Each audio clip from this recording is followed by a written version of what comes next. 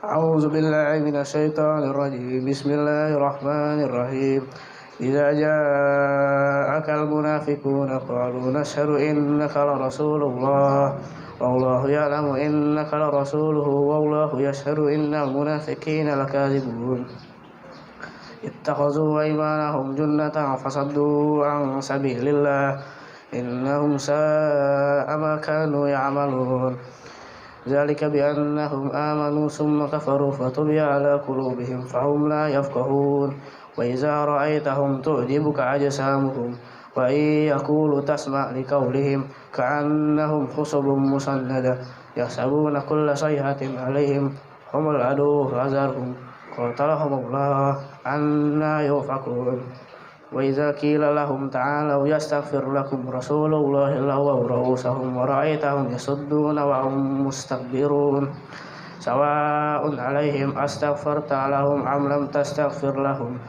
لن يغفر الله لهم إن الله لا يهدي القوم الفاسقين هم الذين يقولون لا تنفقوا على من عند رسول الله حتى ينفضوا ولله خزائن السماوات والأرض ولكن المنافقين لا يفقهون يقولون لئن رجعنا إلى المدينة ليخرجن الأعز منها الأذل ولله العزة ولرسوله وللمؤمنين ولكن المنافقين لا يعلمون يا أيها الذين آمنوا لا تلهكم أموالكم ولا أولادكم عن ذكر الله ومن يفعل ذلك فأولئك هم الخاسرون وأنفقوا مما رزقناكم من قبل أن يأتي أحدكم الموت فيقول ربي لولا أخرتني إلى أجل قريب فأصدق وأكن من الصالحين ولن يؤخر الله نفسا إذا جاء أجلها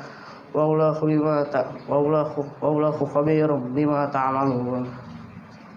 Bismillahirrahmanirrahim. Assalamualaikum warahmatullahi wabarakatuh. Alhamdulillahirabbil alamin.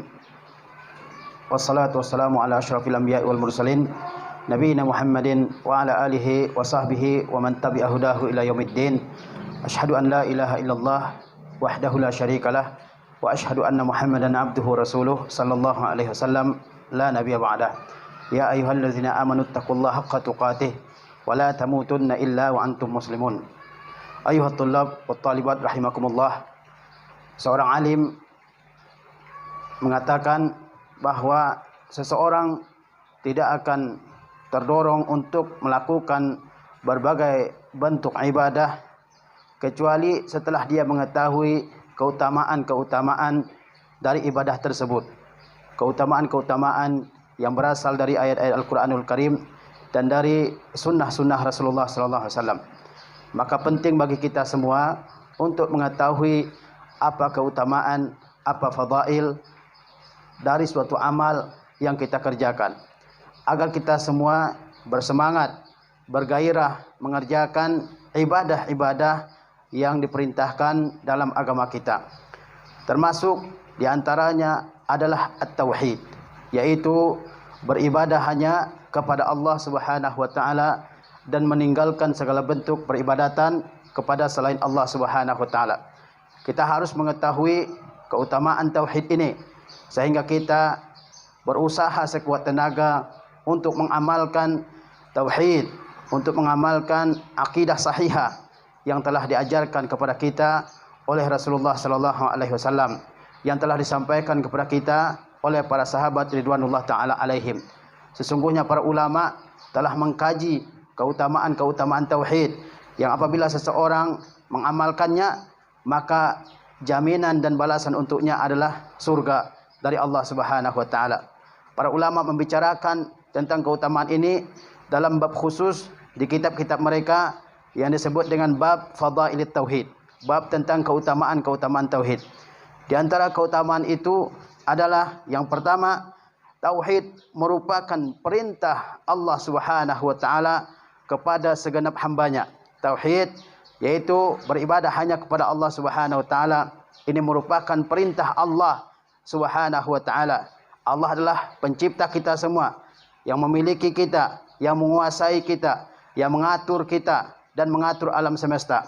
Ia memerintahkan kita semua untuk bertauhid, untuk beribadah hanya kepadanya saja, dan meninggalkan segala bentuk ibadah kepada selain Allah Subhanahu wa taala. Allah Subhanahu wa taala berfirman, "Wa qadha rabbuka alla ta'budu illa iyyah." Dan Tuhanmu telah memerintahkan dan Tuhanmu telah menetapkan agar kalian semua tidak beribadah kecuali hanya kepada Allah Subhanahu wa taala. Allah Subhanahu wa taala telah memerintahkan segenap hambanya di dunia ini, ya, agar mereka tidak beribadah kecuali hanya kepada Allah Subhanahu wa taala. Ini keutamaan tauhid yang pertama. Dia merupakan perintah Allah Subhanahu wa taala. Allah Subhanahu wa taala berhak memerintah karena Allah Subhanahu wa taala pencipta, pemberi rezeki, pengatur dan pemilik segala kekuasaan di alam semesta ini. Keutamaan tauhid yang kedua, dia merupakan fitrah umat manusia. Manusia diciptakan oleh Allah Subhanahu wa taala di atas tauhid. Dia tidak akan menyimpang dari tauhid kecuali karena faktor-faktor lingkungannya, karena orang tuanya, karena pergaulannya yang mengubah arah jalannya dari jalan tauhid kepada asyirk, kepada kesyirikan. Oleh sebab itu Rasulullah SAW bersabda, "Ma min mauludin yuladu illa 'alal fitrah, fa abawahu yunassiranihi aw yumajjisanihi aw yumajjisanihi." Kata Rasulullah SAW, tidak ada seorang pun anak manusia yang dilahirkan ke atas dunia ini kecuali dia berada di atas fitrah. Fitrah itu adalah asal penciptaan manusia. Asal penciptaan manusia adalah bertauhid, mengesahkan Allah Subhanahu wa taala. Kemudian apa yang menyebabkan manusia berubah dari jalan tauhid tersebut? Kata Rasulullah SAW, kedua orang tuanya lah yang membuat anaknya menjadi seorang Nasrani. Kedua orang tuanya yang membuat anaknya menjadi seorang Yahudi. Dan kedua orang tuanya yang menjadikan anaknya menjadi seorang Majusi. Faktor lingkungan yang menyebabkan seseorang berubah garis kehidupannya dari tauhid kepada kesyirikan, kepada agama Yahudi, Nasrani, Majusi dan agama-agama kesyirikan lainnya. Itu semua disebabkan oleh lingkungannya, oleh ajaran ibu dan bapaknya, oleh ajaran gurunya, oleh ajaran sekolahnya dan sebagainya. Padahal pada dasarnya semua anak manusia di atas tauhid, ia mengakui dalam hatinya bahwa dia adalah hamba Allah Subhanahu wa taala, bahwa Allah Subhanahu wa taala adalah Tuhan satu-satunya yang pantas untuk diibadahi oleh mereka semua. Tetapi fitrah manusia bisa berubah. Oleh sebab apa? Oleh sebab lingkungan. Oleh sebab itu manusia harus berhati-hati dengan lingkungan tempat dia tinggal. Dia bisa dipengaruhi oleh lingkungannya. Jika ia bertauhid, maka dan lingkungannya adalah lingkungan yang bertauhid, maka dia akan terjaga fitrahnya. Dia bertahan di atas kemurniannya, keasliannya, yaitu bertauhid kepada Allah Subhanahu wa taala. Tapi kalau lingkungannya adalah lingkungan yang buruk, dia akan merubah dirinya sendiri. Dia akan merubah dari fitrah kepada kesyirikan. Sebagaimana Allah SWT berfirman, "Fitratallahi allati fataran nasa 'alaiha, la tabdila li khalqillah." Fitrah Allah Subhanahu wa taala yang telah Allah ciptakan manusia di atasnya, yaitu bertauhid. Ya, tidak ada perubahan pada tauhid tersebut kecuali perubahan yang disebabkan oleh lingkungannya yang bisa mengubah manusia. Kemudian di antara keutamaan tauhid juga adalah dia merupakan hak Allah Subhanahu wa taala yang paling besar dari hamba-hambanya. Allah Subhanahu wa taala punya hak terhadap hambanya, dan hamba Allah Subhanahu wa taala juga memiliki hak terhadap Allah Subhanahu wa taala. Apa hak hamba terhadap Allah Subhanahu wa taala dan apa hak Allah Subhanahu wa taala terhadap hamba? Seorang sahabat yang mulia, Muaz ibnu Jabal radhiyallahu taala anhu, beliau menceritakan bahwa suatu ketika dia dibonceng oleh Rasulullah SAW di atas seekor keledai yang bernama Ufair. Lalu Rasulullah SAW bertanya kepada Muaz, "Wahai Muaz, apakah kamu tahu hak Allah Subhanahu wa taala atas hambanya? Dan apakah kamu tahu apa hak hamba terhadap Allah Subhanahu wa taala?" Kata Muaz radhiyallahu taala anhu, "Allahu wa rasuluhu a'lam." Allah dan Rasulnya lah yang lebih mengetahui. Kata Rasulullah SAW, "Haqqullahi 'alal 'ibad an ya'buduhu wa la yusyriku bihi syai'a." Hak Allah terhadap hambanya adalah mereka beribadah hanya kepada Allah Subhanahu wa taala. Ini hak Allah Subhanahu wa taala atas kita, bahwa kita beribadah sepanjang kehidupan kita, berapapun umur yang Allah berikan kepada kita, kita beribadah hanya kepada Allah Subhanahu wa taala.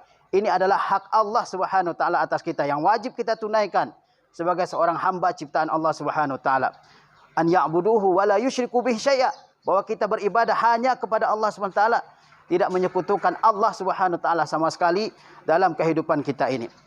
Kemudian apa hak hamba terhadap Allah Subhanahu wa taala? Hak hamba terhadap Allah Subhanahu wa taala adalah bahwa Allah Subhanahu wa taala tidak akan mengazab, tidak akan menyiksa seseorang pun di antara hamba tersebut yang tidak menyekutukan Allah Subhanahu wa taala sama sekali. Ini adalah hak hamba terhadap Allah Subhanahu wa taala.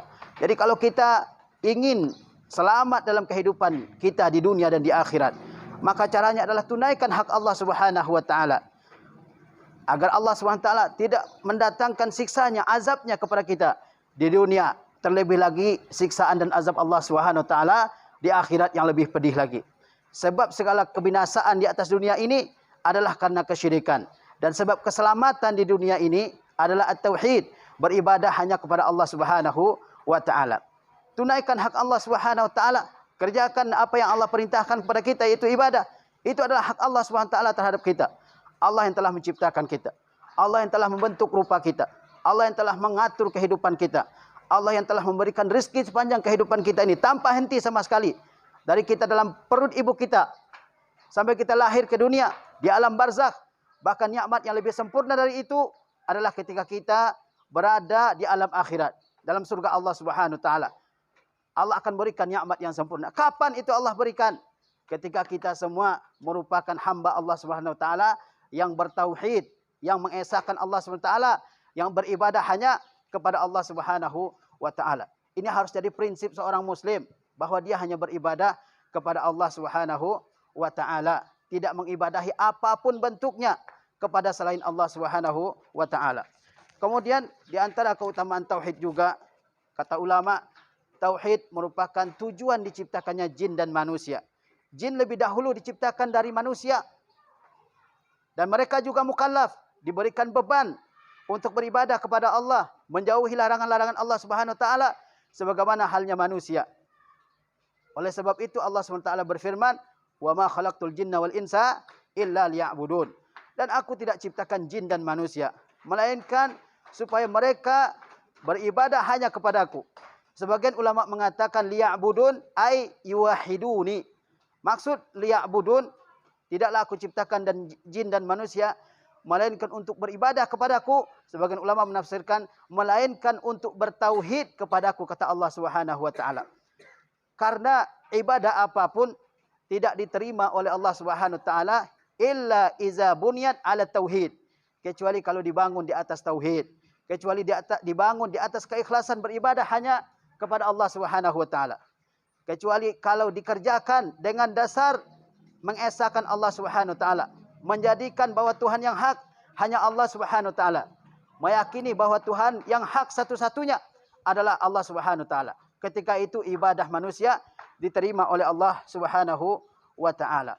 Allah Subhanahu wa taala tidak membutuhkan sekutu-sekutu apapun bentuknya. Ya, baik malaikat, Allah tidak membutuhkan sekutu apapun.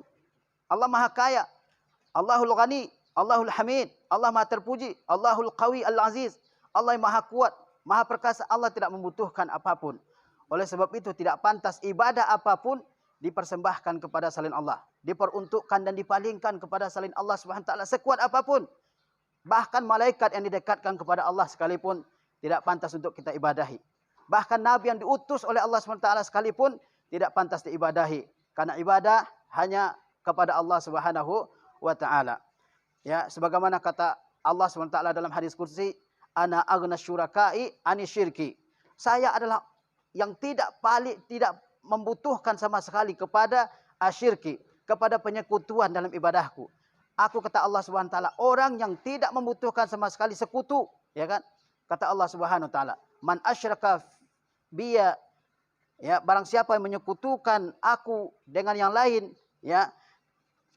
Kata Allah Subhanahu wa taala, "Taraktuhu wa syirkahu." Maka aku akan tinggalkan dia dan juga sekutu-sekutu tersebut. Kemudian tauhid juga merupakan dakwah para rasul alaihi wassalatu wassalam. Dalam kehidupan kita ini Allah Subhanahu wa taala memberikan begitu banyak nikmat kepada hamba-hambanya.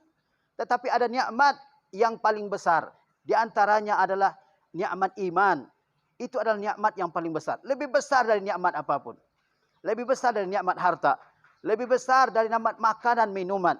Lebih besar daripada nikmat pakaian. Lebih besar dari nikmat kesehatan. Lebih besar daripada nikmat akal. Apa itu? Nikmat iman. Nikmat bertauhid. Nikmat menjadi hamba Allah Subhanahu wa taala. Lihatlah betapa banyak manusia yang mengibadahi benda-benda yang lebih rendah daripada dia. Ada manusia yang menyembah sapi, ada manusia yang menyembah tikus, ada manusia yang menyembah patung yang dia bikin dengan kedua tangannya. Ada manusia yang menyembah pohon besar, ada manusia yang menyembah monyet bahkan, ya. Ada manusia yang menyembah tiang kayu, tiang salib dan sebagainya yang dia ciptakan sendiri.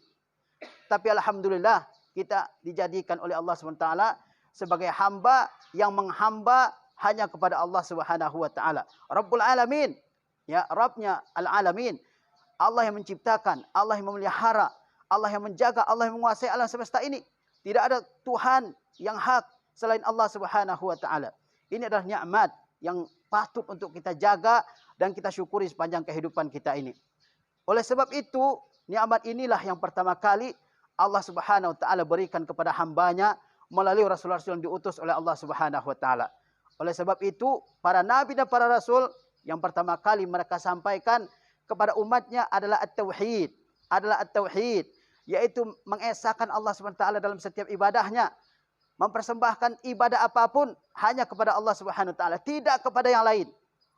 Betapa banyak kita lihat dalam kehidupan kita ini orang yang mempersembahkan ibadah bukan kepada Allah Subhanahu wa taala, ya, mempersembahkan ibadah kepada arbab, kepada tuhan-tuhan selain Allah Subhanahu wa taala. Padahal nikmat yang besar ini, nikmat tauhid ini, itulah yang pertama kali disampaikan oleh rasul-rasul kepada umat-umatnya. Kata Allah Subhanahu wa taala, "Wa ma arsalna min qablika min rasulin illa nuhi ilaihi annahu la ilaha illa ana fa'budun." Tidaklah kami utus seorang pun rasul sebelum engkau wahai Muhammad. Sebelum Nabi Muhammad SAW diutus oleh Allah SWT, telah diutus oleh Allah banyak rasul. Setiap kaum ada rasul yang Allah utus di tengah-tengah mereka. Apa yang diajarkan oleh rasul tersebut? Apakah rasul hanya mengajarkan akhlak yang mulia? Apakah rasul hanya mengajarkan adab yang baik? Apakah rasul hanya mengajarkan ibadah kepada Allah SWT? Apakah rasul hanya mengajak untuk meninggalkan kemungkaran? Semuanya benar. Tetapi yang paling utama yang disampaikan oleh para rasul adalah tidak ada Tuhan yang hak selain Allah Subhanahu wa taala dan beribadahlah hanya kepada Allah Subhanahu wa taala. Tidak ada Tuhan yang hak selain Allah Subhanahu wa taala dan beribadahlah kalian, ya, kepada Allah Subhanahu wa taala. Itu dakwah para rasul. Jangan dianggap sepele. Ini adalah kunci keselamatan kita di dunia dan di akhirat. Kalau dalam masalah ini ada kerusakan, maka kehancuran sudah menunggu di dunia dan di akhirat. Dalam ayat lain Allah mengatakan, "Walaqad ba'atsna fi kulli ummati rasulan an ya'budullaha wajtanibut taghut." Dan sesungguhnya pada setiap umat telah kami utus seorang rasul, kata Allah SWT. Allah tidak akan mengazab suatu bangsa kecuali setelah Allah berikan peringatan kepada mereka melalui rasul, melalui nabi yang diutus oleh Allah SWT kepada mereka. Allah tidak akan mengazab, wa ma kunna mu'adzibina hatta nab'atsa rasula. Kami tidak akan mengazab suatu kaum, kata Allah SWT, kecuali setelah kami utus rasul, lalu rasul tersebut berdakwah di tengah-tengah kaumnya, menyampaikan tauhid, melarang mereka melakukan kesyirikan, lalu mereka menentangnya habis-habisan, bahkan mengganggu, menyakiti, menuduh, mendiskreditkan nabi tersebut, bahkan membunuhnya. Setelah itulah Allah Subhanahu wa taala akan mendatangkan azab dan siksaan kepada kaum tersebut. Lihatlah dalam Al-Qur'an betapa banyak kaum yang dibinasakan oleh Allah Subhanahu wa taala. Itu terjadi setelah mereka diberikan peringatan oleh Allah Subhanahu wa taala. Kaum Nuh, kaum Nabi Hud, Nabi Syuaib, kaum Nabi Saleh, Firaun, Qarun dan sebagainya. Semuanya dibinasakan setelah mereka didakwahi, disampaikan tentang tauhid kepada mereka. Namun mereka menyombongkan diri, menolaknya, menganggap bahwa mereka adalah orang-orang yang benar dan Tuhan-Tuhan mereka adalah Tuhan-Tuhan yang benar. Di saat itulah mereka merasakan kehancuran dari Allah Subhanahu wa taala. Lihat Nabi kita Muhammad sallallahu alaihi wasallam. Nabi berdakwah 23 tahun. 13 tahun di antaranya beliau berdiam, bertempat tinggal di Makkah. Selama 13 tahun tersebut, titik tolak utama dakwah beliau adalah tauhid. adalah tauhid. Oleh sebab itu, As-Suwarul Makkiyah, surat-surat yang turun di Makkah sebelum Rasulullah hijrah ke Madinah, fokusnya adalah tauhid. Fokusnya adalah supaya manusia meninggalkan peribadatan kepada berhala yang banyak terdapat di Makkah, bahkan dalam Ka'bah. Ulama mengatakan 360 berhala ada di Ka'bah. Setiap suku punya berhala sendiri. Mereka sembah. Bahkan setiap orang punya berhala sendiri.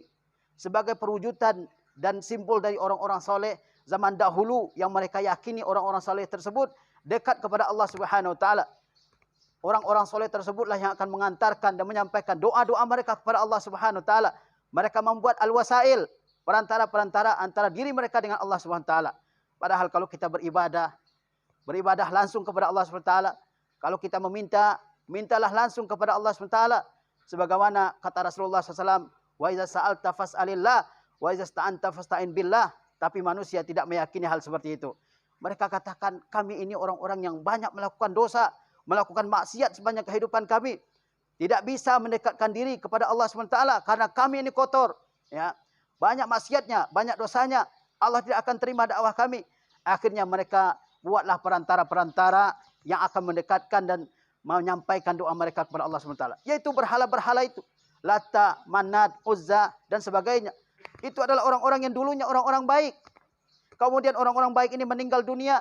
Setelah itu orang-orang yang hidup belakangan karena kebodohan dan kejahilan mereka, karena banyaknya orang-orang sesat di sekitar mereka yang membisikkan supaya dibuatkan berhala, dibuatkan patung, akhirnya mereka membuat patung-patung untuk simbol orang-orang saleh tersebut. Sehingga ketika mereka beribadah kepada Allah Subhanahu Wa Taala lebih khusyuk kata mereka karena ingat kepada nenek moyang mereka yang saleh.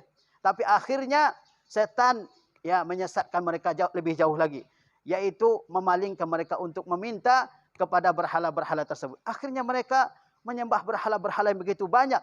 Dan di saat kesyirikan sudah mencapai puncaknya, Allah Subhanahu Wa Taala mengutus nabinya yang mulia Muhammad sallallahu alaihi wasallam. Nikmat Allah Subhanahu Wa Taala yang paling besar. Lihatlah manusia, betapa hinanya manusia kalau menyembah sesama makhluk. Betapa rendahnya manusia kalau meminta kepada sesama makhluk yang tidak membaca, yang tidak melihat, yang tidak mendengar, yang tidak bisa mendatangkan manfaat, yang tidak bisa mendatangkan mudarat, yang kalau diminta sesuatu tidak bisa memberi. Tetapi itulah syubhat yang melekat dalam pikiran banyak manusia hingga hari ini. Oleh sebab itu nikmat tauhid yang kita rasakan dalam kehidupan kita ini, inilah suatu nikmat yang patut untuk kita syukuri. Tauhid juga merupakan tugas yang pertama yang harus disampaikan oleh seorang da'i ilallah. Kita semua adalah da'i ilallah yang mengajak manusia untuk bertauhid kepada Allah SWT. Apa yang perlu kita sampaikan? Apa yang prioritas untuk kita sampaikan? Apa yang utama untuk kita sampaikan? Adalah tauhid. Sebagaimana Rasulullah SAW ketika mengutus seorang sahabat yang mulia, Muaz bin Jabal, ke negeri Yaman. Apa yang disuruh oleh Rasulullah SAW untuk ajarkan pertama kali ketika beliau sampai di Yaman? Apakah masalah akhlak? Apakah masalah keharaman riba? Apakah masalah hal-hal lain? Yang pertama kali Rasulullah SAW sampaikan kepada Muaz untuk disampaikan ketika beliau sampai di negeri Yaman. Karena saat itu di negeri Yaman sudah ada Yahudiyah, Nasraniyah. Agama Yahudi dan agama Nasrani sudah berkembang di Yaman. Apa yang pertama kali akan disampaikan oleh Muaz? Rasulullah SAW memberikan nasihat. Ya Muaz, innaka taqdamu ala qaumin min ahlil kitab. Wahai Muaz, kamu akan datang kepada suatu kaum dari ahlul kitab. Falyakun awwal ma tad'uhum ila an yashhadu an la ilaha illallah. Maka hendaklah yang pertama kali kamu sampaikan kepada mereka adalah agar mereka bersaksi tidak ada Tuhan yang hak selain Allah Subhanahu Wa Taala. Ini juga harus jadi prioritas dalam kehidupan kita. Yang pertama kali untuk kita pelajari, untuk kita pahami, untuk dimengerti oleh kita semua adalah masalah tauhid. La ilaha illallah. Tidak ada Tuhan yang hak selain Allah Subhanahu Wa Taala. Ini harus jadi prioritas dalam kita. Karena banyak di antara kaum muslimin yang sudah ngaji lama bertahun-tahun, tapi akhirnya dia melakukan kesyirikan juga. Akhirnya dia juga minta ke kubur-kubur, minta ke wali-wali yang telah meninggal dunia. Banyak bisa bahasa Arab, pandai membaca kitab-kitab berbahasa Arab, tapi di mana kesesatannya? Adalah karena tidak mempelajari tauhid, tidak belajar agama sebagaimana para sahabat ridwanullah taala alaihim pada zaman dahulu yang mereka pertama pelajari adalah tauhid, al-imanu billah, keimanan kepada Allah Subhanahu wa taala. penting untuk mengetahui tentang tauhid dan penting untuk mengetahui apa yang merusak tauhid ini. Alhamdulillah kita semua belajar di sini, ya, memahami tauhid. Hari demi hari bertambah pengetahuan kita tentang tauhid ini, sehingga kita semua punya pertahanan dalam diri kita. Subhat-subhat tidak akan masuk ke dalam diri seorang manusia kecuali karena lemahnya pertahanan dalam dirinya. Seperti bakteri, seperti kuman, dia tidak akan masuk ke dalam diri seorang manusia kecuali karena lemahnya pertahanan dirinya, imunitasnya. Begitu juga dengan kesyirikan-kesyirikan, kesesatan dan kekufuran. Dia tidak akan masuk ke dalam diri kita kecuali karena lemahnya diri kita, tidak adanya ilmu dalam diri kita.